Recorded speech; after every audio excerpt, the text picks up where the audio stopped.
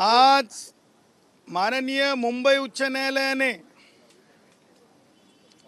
भारताच्या संविधानिक अधिकार आर्टिकल 226 ह्या सबबीखाली criminal writ petition public interest litigation Jayashree Patil आणि मी जी दाखल केली होती, प्रदीर्घ सुनावणीनंतर सगळ्या गोष्टींच्या बाबी स्पष्टता पाहून, फॅक्ट पाहून, कायदेशीर तरतुदी पाहून आज बंद जो असतो तो असंविधानिक असतो, बंद करता येत नाही, राजकीय पक्षांना करता येत नाही, संघटनांना करता येत नाही।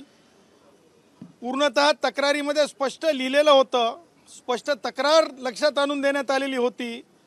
त्याचबरोबर बंदमुळं लहान छोटी जी मुलं बालकं आहेत त्यांच्या शाळेपासून ते अंगणवाडीमधल्या मिळणाऱ्या खाऊपासून ते कबाड कष्ट करणाऱ्या दिहाडी मजुरापर्यंत, दिहाडी मजुरापासून ते टॅक्सी ड्रायव्हर भाऊ जो आमचा टॅक्सी चालवतो त्याच्या टॅक्सीचं फोडली जाऊ शकते, या सगळ्या गोष्टींपर्यंत प्रत्येक गोष्टीला अत्यंत सूक्ष्मपणे न्यायालयासमोर ठेवलं आणि माननीय न्यायालयाने भारतीय संविधानाच्या अखत्यारीत आज जो निर्णय दिलेला आहे आणि त्या निर्णयाच्या आधारे बंद करता येणार नाही, बंद पुकारणं हे बेकायदेशीर आहे असं म्हणत बंद पुकारणाऱ्या सगळ्या ज्या काही संघटना आहेत त्या संघटनांना नोटीस बजावलेली आहे।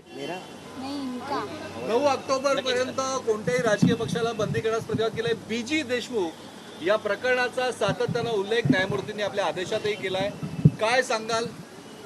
एक लक्षात घ्या, सन्माननीय मुंबई उच्च न्यायालयाची जी जजमेंट आहे ती जजमेंट मी वाचून दाखवली।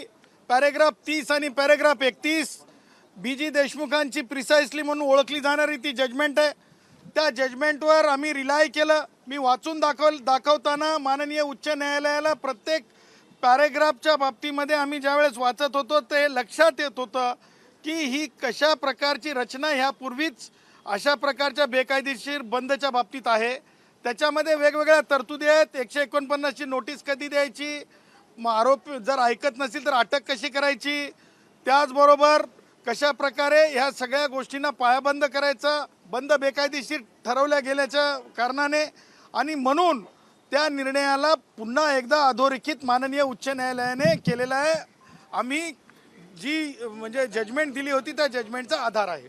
शरद पवार यांनी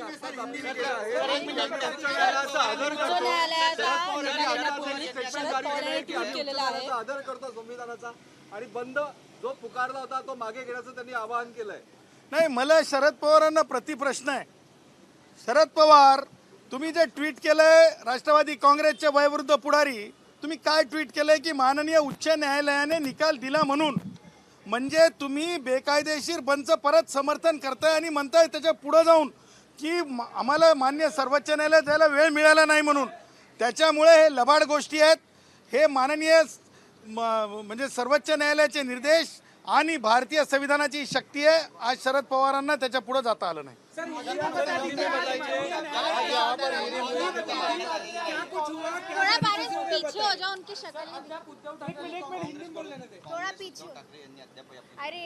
देखिए, महाराष्ट्र बंद की जो बात की थी उसके चलते जयश्री पाटिल जी ने और हमने जो है माननीय उच्च न्यायालय के अंदर अपनी याचिका दायर की थी। कल रात में जो है हमने उद्धव ठाकरे के खिलाफ जो है खेरवाड़ी पुलिस थाने में जो अपनी कंप्लेंट लिखवाई थी, और सारी बातों के साथ बम्बई उच्च न्यायालय के इसके पहले का जजमेंट बीजी देशमुख वाला, जिसके अंदर किस तरह से कार्यवाही होनी चाहिए उस बात को हमने आज अपने दलील में रखा था। उसी के साथ हमने बच्चों के दूध से लेके जो कष्टकरी है, जो टैक्सी चलाते हैं, रिक्शा चलाते हैं, उनको किस तरह से परेशानी भोगनी पड़ती है, बच्चों को स्कूल से जाने से रोका जा सकता है, ये सारे बातों को हमने रखने पर माननीय उच्च न्यायालय ने दलीलों को ध्यान में रखते हुए जो है उद्धव ठाकरे हो, शरद पवार हो, उनके साथी हो, सारों के जो बंद को जो है गैर कानून करार दिया है, और उसी के साथ इस तरह का बंद नहीं किया जाएगा कहा है, और सारों को नोटिस दी है, और उन्हें कहा है कि आप आने वाले जो तारीख दी है 9 तारीख, वो तारीख को हाजिर हो। सर, शरद पवार साहब ने भी ट्वीट करके आह्वान किया है कि जो बंद है वो ना बुलाया जाए, क्या कहेंगे आप? अरे भैया ये बात है ना, जब तक माननीय उच्च न्यायालय में आए नहीं, जब तक तो उनके दिमाग की खिड़की खुली नहीं।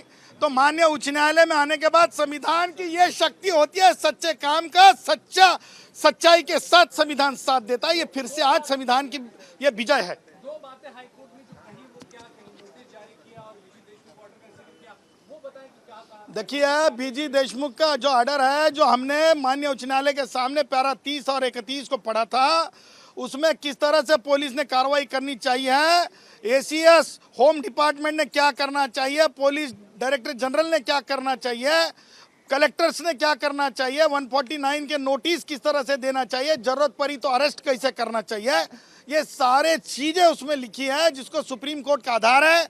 और बीजी देशमुख की जजमेंट सुप्रीम कोर्ट में गई थी, उसमें सुप्रीम कोर्ट ने डिसमिस की थी। और ये दलील की मध्य बात थी, उसी के साथ बच्चों से लेके कश्तकरियों तक की बात थी। ये दोनों चीजों में ध्यान में रखते हुए माननीय उच्च न्यायालय ने कल के सम को रोक दिया है, कल के बंद को रोक दिया। देखिए नोटिस जो माननीय उच्च न्यायालय का होता है, तुम्हें ये बात का इंटरिम जो ऑर्डर दिया है, इसके बारे में तुमको जो अपनी बात रखनी है वो आप आके रख सकते हो। आने वाले 9 तारीख को वो चीज के लिए रखा है। कल अगर कोर्ट ऑफ कंटेम्प्ट होता है तो उसके खिलाफ आपका क्या एक्शन रहेगा? अरे भैया देखिए, अभी एक तो बैट्समैन जो तुम सुना रहे थे, वो दो बैट्समैन तो अभी क्रीज के ऊपर है नहीं, देखते हैं। सर कंटेम्प्ट झाला आणि बंद पाळणार आहेत अशी पण भूमिका घेतली. ऑक्टोबर 9 पर्यंतच त्यांनी सांगितलं की तोपर्यंत तुम्हाला संप करता येणार. ती काय मुदत आहे काय? एक लक्षात घ्या, संविधानापेक्षा कोणी स्वतःला मोठं समजू नये. आणि जर कोणी संविधानाची पायमल्ली करत असेल, मान्य उच्च न्यायालयाची पायमल्ली करत असेल, तर कंटेम्प्ट ऑफ कोर्ट होतो. आणि कंटेम्प्ट ऑफ कोर्ट मध्ये 6 महिन्याची शिक्षेची सुद्धा तरतूद आहे. एबीपी माझा, उघडा डोळे बघा नीट.